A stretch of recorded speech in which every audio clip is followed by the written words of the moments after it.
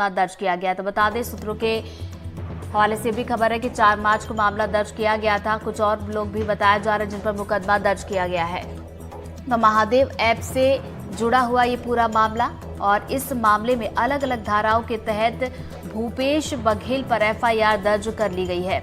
अब देखना होगा कि आगे इस पूरे मामले में क्या कुछ कार्रवाई की जाती है। हालांकि हमने देखा था विधानसभा चुनाव के ठीक पहले भी महादेव ऐप को लेकर चर्चा हुई थी। भूपेश बघेल का नाम इसमें सामने निकल कर आया था, और अब लोकसभा चुनाव नजदीक है। लोकसभा चुनाव के ठीक पहले एक बार फिर से भूपेश बघेल की मुश्किलें यहां पर बढ़ती हुई नजर आ रही हैं। देखिए, भूपेश बघेल की बात की जाए, जिन्हें कांग्रेस ने राजनांदगांव से प्रत्याशी अपना बनाया है, उम्मीदवार बनाया है, टिकट दिया है लोकसभा का, लेकिन उसके पहले देखिए एफआईआर उन पर दर्ज हुई है। तो बड़ी खबर यहां पर सामने निकल कर आ रही है। आपको एक बार फिर से अपडेट करवा दें कि आर्थिक अपराध शाखा ने पूर्व सीएम भूपेश बघेल पर केस दर्ज कर लिया है। महादेव ऐप का ये पूरा मामला, जिसको लेकर भूपेश बघेल का नाम विधानसभा चुनाव के ठीक पहले भी चर्चा में आया था। उस वक्त भी मुश्किलें बढ़ती हुई नजर आई थी। हालांकि देखिए, उस वक्त एफआईआर दर्ज नहीं की गई थी, लेकिन अब यहां पर महादेव ऐप से जुड़े मामले में पूर्व सीएम भूपेश बघेल पर एफआईआर दर्ज कर ली गई है। अलग अलग धाराओं में उन पर मामला दर्ज किया गया। अब आगे की कार्रवाई इसमें की जाएगी।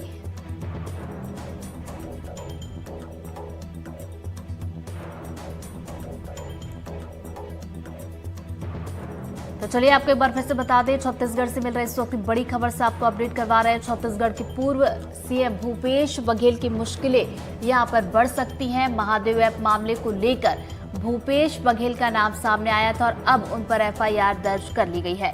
और इसी खबर पर ज्यादा जानकारी के साथ हमारे सहयोगी जुल्फिकार अली हमारे साथ जुड़ गए। सीधा उनका रुख करेंगे। जुल्फिकार, देखिए बड़ी खबर, पूर्व सीएम भूपेश बघेल पर एफआईआर दर्ज हुई है, मुश्किलें अब उनकी बढ़ सकती हैं।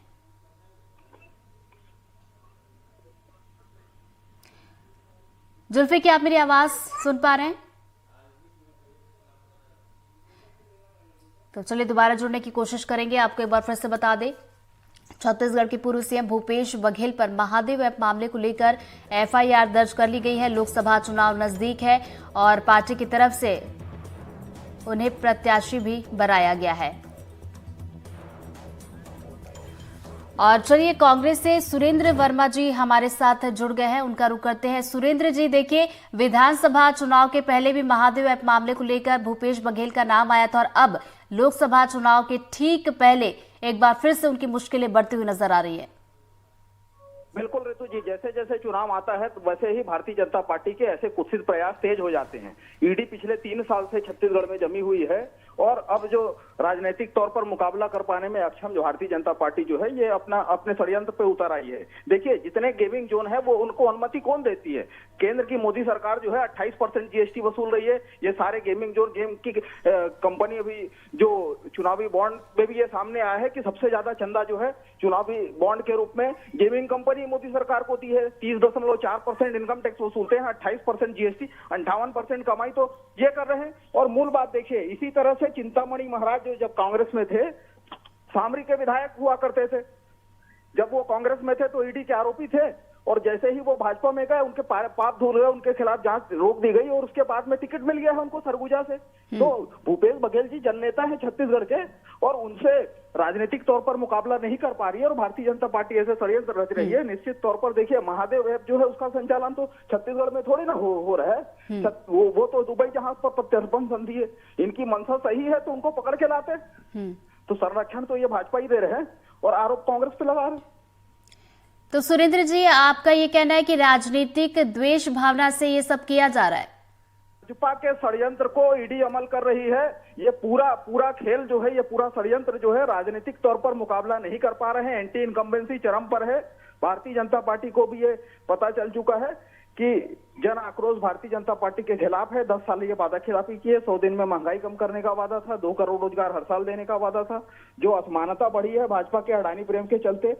और अभी सबसे बड़ा मामला जो है, जो चंदा चोरी का खेल है, चंदा दो धंधा लो, और जिस प्रकार से आईटी, ईडी, सीबीआई को ये मोर्चा संगठन के रूप में चला रहे हैं, और जिस प्रकार से ये वसूली एजेंट की भूमिका में है भाजपा के, जिस प्रकार से ये ब्लैकमेलिंग में उतर आए हैं, तो ये अपना साम्राज्य बचाए रखने के लिए ईडी का दुरुपयोग कर रहे हैं। ये पूरी तरह से राजनीति से प्रेरित है ऋतु जी। ये घटना जो है ये एकदम तय है कि इन चुनाव के पहले इस प्रकार से जननेता भूपेश बघेल जी का नाम घसीटना, इसमें कोई तथ्य नहीं है। भारतीय जनता पार्टी का षड्यंत्र है जिस पर ईडी अमल कर रही है। ये बताए, चिंतामणि महाराज जब तक कांग्रेस में थे तब तक ईडी के आरोपी थे। भाजपा में जाते ही उनकी जांच रोक दी गई, उनके खिलाफ उनको टिकट देके प्रत्याशी बनाया गया सरगुजा से। तो ये साफ होता है, अशोक चौहान, एकनाथ शिंदे, नारायण राणे, हेमंत बिस्वा शर्मा, कितने नाम है। एकनाथ शिंदे से 21 विधायकों के खिलाफ जांच थी। जैसे ही वो गए, नारायण राणे का आप देख लीजिए, मुकुल राय। तो देश भर में ये उदाहरण है, भाजपा की वॉशिंग मशीन में जाके सारे पाप धुल जाते हैं और जिनसे ये राजनीतिक तौर पर मुकाबला नहीं कर पाते उनके खिलाफ इस प्रकार से मनगढ़ंत षड्यंत्र करके आरोप लगाते हैं और जांच एजेंसी, केंद्रीय जांच एजेंसियों का दुरुपयोग करके उनको आरोपी बनाते हैं। सुरेंद्र जी, देखिए सवाल ये भी उठे थे कि जब आपकी सरकार थी, महादेव ऐप मामला जब उठा था तो उस पर कार्रवाई क्यों नहीं की गई थी? आरोपी का ऋतु जी, मैं कड़ा प्रतिवाद करता हूँ। महादेव ऐप के खिलाफ सबसे बड़ी कार्रवाई यदि किसी ने की है तो भूपेश बघेल की सरकार में छत्तीसगढ़ का गृह विभाग, छत्तीसगढ़ का पुलिस प्रशासन, सैकड़ों गिरफ्तारियां हुई थी।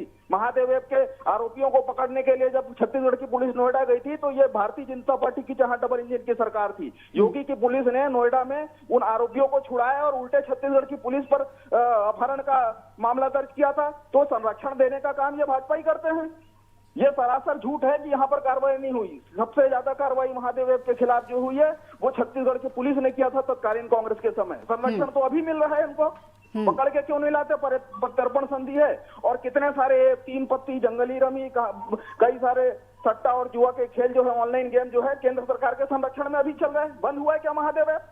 इनसे पूछिए भाजपाइयों से कि क्या महादेव ऐप पर बैन लगा पाई है केंद्र सरकार? तो चलिए, महादेव ऐप को लेकर पहले भी खूब चर्चा हुई थी, लेकिन अब की बात की जाए तो पूर्व सीएम भूपेश बघेल पर एफआईआर यहां पर दर्ज की। सुरेंद्र जी हमारे साथ जुड़े, तो बहुत बहुत शुक्रिया सुरेंद्र जी हमारे साथ जुड़ने के लिए इस चर्चा में। तो आपको एक बार फिर से बता दें, छत्तीसगढ़ के पूर्व सीएम भूपेश बघेल पर एफआईआर दर्ज कर ली गई है और आपको बता दें कि अलग अलग धाराओं में यह मामला दर्ज किया गया है। तो लोकसभा चुनाव के ठीक पहले एफआईआर दर्ज होना कहीं न कहीं पूर्व सीएम भूपेश बघेल की मुश्किलों को बढ़ा सकता है। और चलिए एक बार फिर से रुक करेंगे, हमारे सहयोगी जुल्फिकार अली हमारे साथ जुड़ गए, सीधा उनका रुक करेंगे। जुल्फिकार, देखिए विधानसभा चुनाव के ठीक पहले महादेव ऐप को लेकर भूपेश बघेल का नाम सामने आया। अब लोकसभा चुनाव नजदीक है, उसके ठीक पहले पूर्व सीएम भूपेश बघेल पर एफआईआर दर्ज कर ली गई। लोकसभा चुनाव को देखते हुए यहाँ पर भूपेश बघेल की मुश्किलें बढ़ने वाली हैं। बिल्कुल निश्चित तौर से जिस तरीके से मामला दर्ज किया गया है, हालांकि जब कांग्रेस की छत्तीसगढ़ में सरकार थी उसके समय भी तत्कालीन सरकार के जो मुखिया हैं उन पर लगातार आरोप लगते रहे हैं और भूपेश बघेल पर आरोप लगते रहे। ईडी की कार्रवाई में भी कई बार उनके नाम आते रहे। जब महादेव ऐप मामले में ईडी कार्रवाई कर रही थी तो उस समय पे ये बात सामने आई थी कि करीब 508 करोड़ रुपया का ट्रांजैक्शन उनको के पास हुआ है। और इस मामले में जब छत्तीसगढ़ में सरकार बदल गई और भारतीय जनता पार्टी की सरकार बनी तो ईडी ने पूरे मामले को ईओडब्ल्यू को सौंप दिया और ईओडब्ल्यू एसीबी को ये पूरी एक लिखित शिकायत दी। उस आधार पे एफआईआर दर्ज की गई है और जो एफआईआर है वो 4 तारीख को दर्ज की गई है और आज इसके बारे में हालांकि ईओडब्ल्यू एसीबी के कोई भी अधिकारी इस पर कोई भी बोलने से अभी बचते हुए नजर आ रहे हैं। तो जो एफआईआर है तो उसके अनुसार अगर देखें तो उसमें 6वें नंबर पर भूपेश बघेल के नाम दर्ज किया गया है। 21 लोगों पर एफआईआर दर्ज की गई है। तो निश्चित तौर से चुनाव का समय है तो ऐसे में चुनाव के बीच में ईओडब्ल्यू ने जब एफआईआर की है तो बीच में उनको पूछताछ के लिए गिरफ्तारी के भी वारंट जारी हो सकते हैं। तो इस तरीके से कहीं न कहीं वो उनकी मुश्किलें आने वाले वक्त में बढ़ती हुई नजर आ रही हैं। जी जुल्फिकार, जैसा कि अभी हम कांग्रेस के प्रवक्ता सुरेंद्र वर्मा जी को भी सुन रहे थे, कह रहे थे कि जब जब चुनाव आता है तब तक जो है भाजपा की तरफ से, ईडी की तरफ से ये कार्रवाई करवाई जाती है। बिल्कुल, ये आरोप कांग्रेस पार्टी की तरफ से आज से नहीं है और ये लंबे समय से है। अगर देखा जाए तो बीते सालों में जब से छत्तीसगढ़ की सरकार बनी उसके बाद से कांग्रेस ये आरोप छत्तीसगढ़ में लगाती रही है कि ईडी और आईटी के जरिए, केंद्रीय एजेंसियों के जरिए केंद्र सरकार, जो विपक्षी सरकारें हैं उनके खिलाफ काम करवाती हैं। और ये बात भूपेश बघेल भी लगाते रहे हैं और कांग्रेस को जो राष्ट्रीय नेतृत्व है वो भी लगाता रहा है, चाहे वो राहुल गांधी हो, चाहे मल्लिकार्जुन खड़गे हों, और उनके सीधे तौर से केंद्र सरकार को वो घेरते रहे जब भी इस तरीके की कोई भी कार्रवाई ईडी के जरिए की जाती रही है। तो अब चुनाव है और ऐसा मौका भी है, तो आरोप बिल्कुल सीधे तौर से कांग्रेस के द्वारा लगाए ही जाएंगे, क्योंकि राजनीतिक तौर से अगर देखा जाए तो कांग्रेस पार्टी मैदान में उतर रही है और छत्तीसगढ़ का जो सबसे बड़ा चेहरा है वो भूपेश बघेल ही हैं। वो खुद राजनांदगांव से चुनाव लड़ रहे हैं। ऐसे में अब ईओडब्ल्यू में उनके खिलाफ एफआईआर दर्ज होती है और महादेव ऐप मामले में उनका नाम आता है, तो वो बातें फिर से एक बार चर्चा में हो जाएंगी जो विधानसभा के समय पे थी कि किस तरीके से रवि उप्पल आता है, सौरभ चंद्राकर की बातें हैं और शुभम सोनी की कहानी है। तो ये पूरी कहानी जो है कहीं ना कहीं उनसे जुड़ती हुई नजर आती है। उनके जो करीबी हैं विनोद वर्मा, जो उनके समय पे तत्कालीन मुख्यमंत्री के सलाहकार थे, तो उनसे जुड़ती हुई नजर, उनके आसपास के लोगों से जुड़ती हुई नजर आती है। तो अब एफआईआर हुई है तो निश्चित तौर से मुश्किलें बिल्कुल एफआईआर हुई है तो अब निश्चित तौर पर मुश्किलें यहाँ पर भूपेश बघेल की बढ़ेंगी। नजरें आप बनाए रखिएगा जुल्फिकार, आगे भी अपडेट लेंगे। फिलहाल बहुत बहुत शुक्रिया आपका तमाम जानकारी के लिए।